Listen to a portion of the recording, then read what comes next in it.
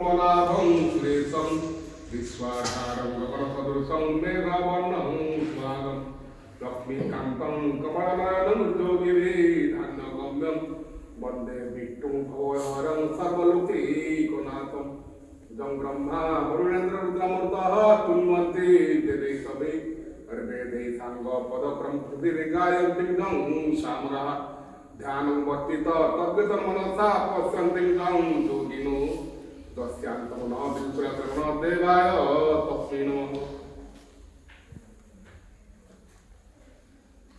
जुगदुक्त विशुद्धात्मा विजितात्मा जितेन्द्रिय सर्वभूतात्मा भूतात्मा कुर्वन्नपि न लिप्यते।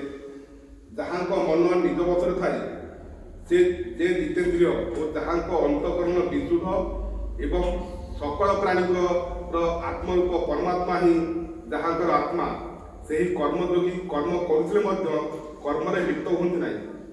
ନୈବଂ କିଞ୍ଚିତ୍ କରୋମୀତି ଯୁକ୍ତୋ ମନ୍ୟତେ ତତ୍ତ୍ୱବିଦ୍ ପଶ୍ୟନ୍ତ ଶୃଣନ୍ ସ୍ମୃତଂ ନୈବଂ କିଞ୍ଚିତ୍ କରୋମୀତି ଯୁକ୍ତୋ ମନ୍ୟତେ ତତ୍ତ୍ୱବିଦ୍ ପଶ୍ୟନ୍ତ ଶୃଣନ୍ ସ୍ପୃଶନ୍ତି ପ୍रणସ୍ମନ କଚ୍ଛନ୍ ସ୍ୱପନ୍ ତତ୍ତ୍ୱସନ ପ୍ରପନ୍ ବିସୃଜନ୍ ଗୃହଣନୁ ସନ୍ନିମିଷନ୍ନପି इंद्रियार्थेषु वर्तन्त इति धारयन्। तत्वज्ञ सांख्ययोगी देखुथाई शुणुथाई